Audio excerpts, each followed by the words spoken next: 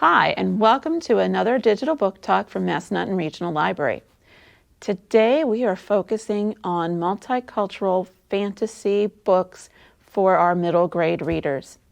And our first title over here is on the Virginia Reader's Choice list for this school year, 2020-2021, and this is Dragons in a Bag by Zetta Elliott. And I'm just going to read you a small passage, or not so small as the case may be. As scared as I am right now, I know what Ma's doing. She's trying to distract me so I won't start to panic. But it's too late for that. The leafy branches behind Ma start to wave and then snap as the creature prepares to spring from the shadows. Run, Ma, run! I cry as I sprint back to the guardhouse. I'm moving so fast that I slam into the door on the opposite side of the round stone building. But when I turn around, Ma's not behind me. She's still sitting on the log with her eyes closed. The creature's growl builds into a full-blown roar. And then Ma's eyes flash open. She pulls the crystal out of her pocket and holds it high above her head. Then she looks straight at me and points her cane at the guardhouse. The black door slams shut, leaving me alone in the dark. Ma! Ma! Ma! I scream and bang on the door. I lean against it with all my weight, but nothing happens. I turn around and feel along the curved stone wall until I reach the second door. I push as hard as I can, but that door doesn't budge either. I'm trapped inside the guardhouse, which means I'm safe from the beast, but Ma's out there with only her cane and the crystal to protect her. What chance does she stand against a ferocious dinosaur? You see, they were trying to return some dragons. But the guardhouse that they used as the transporter, a guardhouse from the park in New York City, the guardhouse didn't quite work. And they've landed in the land of dinosaurs. Our main character is currently safe. Ma is not. Will they both make it out? Will only one of them make it out? Will the dragons ever get returned to where they belong? You have to read it to find out. And when you're done with it, you move on to book 2. And book 2 is The Dragon Thief. So the main character in this book, or the main characters, we've also met in the first book over here. But, well, you know what a thief is, and this time it's dragons that have been stolen. So once again, will those dragons ever make it to the land where they belong? Or will those dragons be stuck in New York City? Read on to find out. Our second book, The Last Day of Summer, you can read this book in the physical format. You can listen to it on CD. If that doesn't work for you, we also own this book in a digital audio format, so you can borrow it that way as well. This book has been written by Lamar Giles. And just to give you a hint, you never know when an author might be walking next to you at the store. He lives in the valley somewhere. In this story, we have 2 brothers, the Alston brothers. And they've frozen time. They can move, but other people within their realm cannot move at this point. So here's a small passage from this one. Mrs. Nedraw said, "No, more like a prison warden. Now, please go collect that mirror before it gets away." Sheed was totally confused. Mrs. Nedraw sounded real upset, and he wanted to help her feel better, so he looked at the spot where he dropped the mirror. A few tiny, glittering shards of broken glass remained, though the mirror was now 5 feet from where it had landed. Maybe he'd kicked it aside without knowing it. He strolled over, knelt, reached for it, and the mirror slid away from his grasp. What? She'd reached again. The mirror flipped like a tossed coin, and where cracked glass should have been, there was a fat green tentacle tapering down to a tip the width of a carrot and whipping about. The cold, slimy thing grazed Sheed's thumb, causing him to recoil and squeal.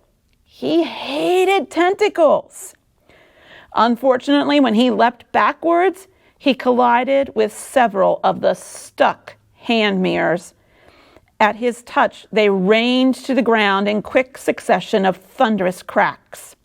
More tentacles sprouted from the shattered surfaces like roots searching for earth. There were 10 or 12 of the thick octopus-like arms uncoiling from the ornate bronze and silver and gold mirror frames. They hopped about randomly for an instant before twitching with recognition of one another and arranging themselves into 2 even rows. They moved in rhythm, like the legs of centipede, but without the actual centipede body. Just a bunch of hand mirrors resting on top of a bunch of tentacle stumps that shuffled around the corner together and out of sight. A prison break. There are a number of odd things that happen when time and the world are frozen and only you and your brother can move until accidents like that happen and tentacles pop out of mirrors. Once again, you want to know more? You need to read it to find out. When you're finished with this book, then there is a sequel coming out. The sequel is due out, I believe, at the end of October here, and this is called The Last Mirror on the Left. And I'll just read you what the author has on his website about this story, The Last Mirror on the Left.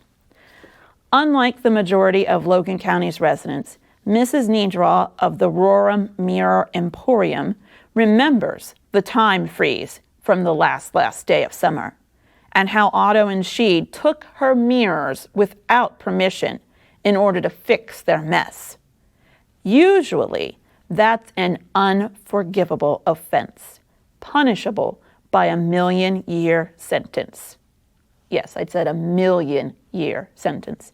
However, she's willing to overlook the cousins' misdeeds if they help her with a problem of her own.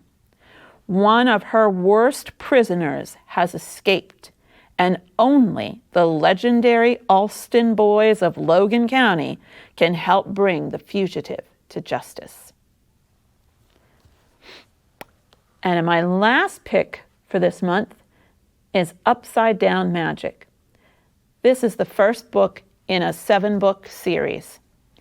Our main character in this one is a girl, and her name is Nori. She is biracial. Her mom has passed away a few years ago, so she lives with her father and brother and sister, at least at the beginning of the story. But she has upside down magic, wonky magic, and Dad can't abide by that. As the headmaster of a prestigious magic school, the fact that she can't control her magic does not sit well with Dad. So he quickly sends her off to live with an aunt that she doesn't really know and doesn't really remember. But when she goes to live with that aunt, she goes into a new school in the upside down magic classroom. And it's a new thing that year to try this new upside down magic classroom. Her friend, Elliott, is the first person she meets in terms of kids when she goes to this school.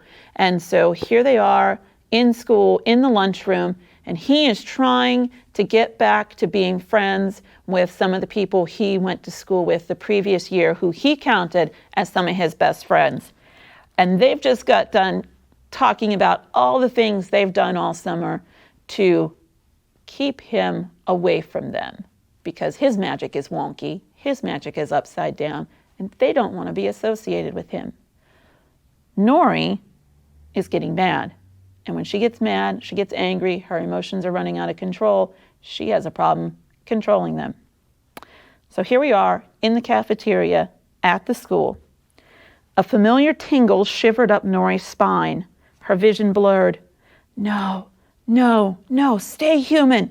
Do not flux in the lunchroom. But it was too late. Nori was out of her chair and on the floor. Her hands were not hands anymore. They were covered in thick black fur with sharp claws. Oh, drat. She knew this animal. She had done it before. She was a skunk. Step away, just leave them alone, thought Girl Nori. But Skunk Nori did not step away. She was too angry at the Sparkies. How dare they be so mean to Elliott? They were enemies, hairless enemies, and she was a skunk. She could do stuff to enemies. Bad stuff. Smelly stuff. No, Girl Nori thought. But it was no use. Skunk Nori began to swell. She grew big to match the size of her hairless enemies.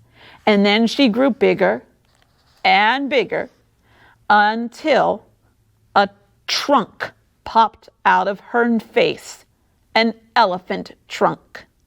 Nori waved it menacingly in the air. She was Skunkafint Nori.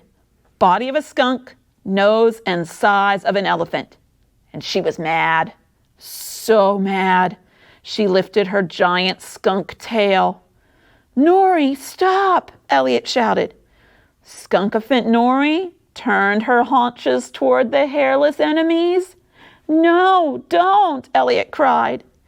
She aimed her Skunkafint Nori bottom. Nori, do not spray the Sparkies. Now one of the hairless things was tugging on her trunk. Skunkafint Nori shook it off.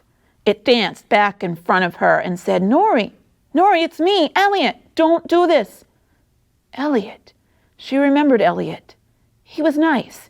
He had walked her to school. He was a single veggie guy.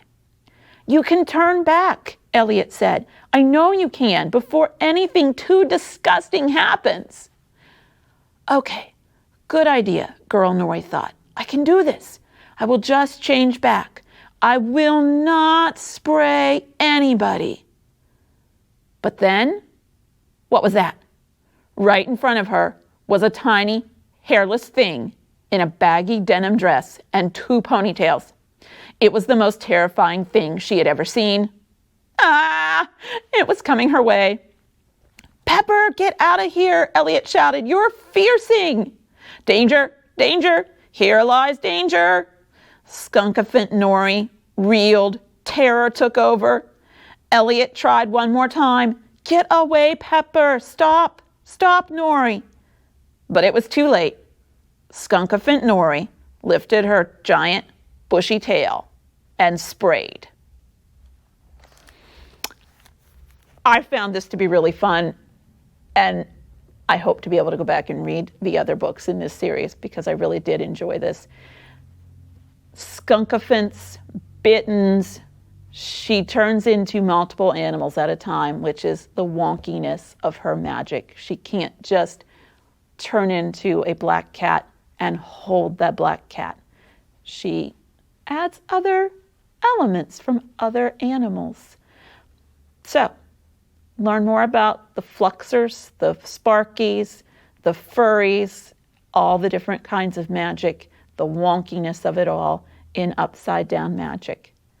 Thank you for joining us today, and happy reading.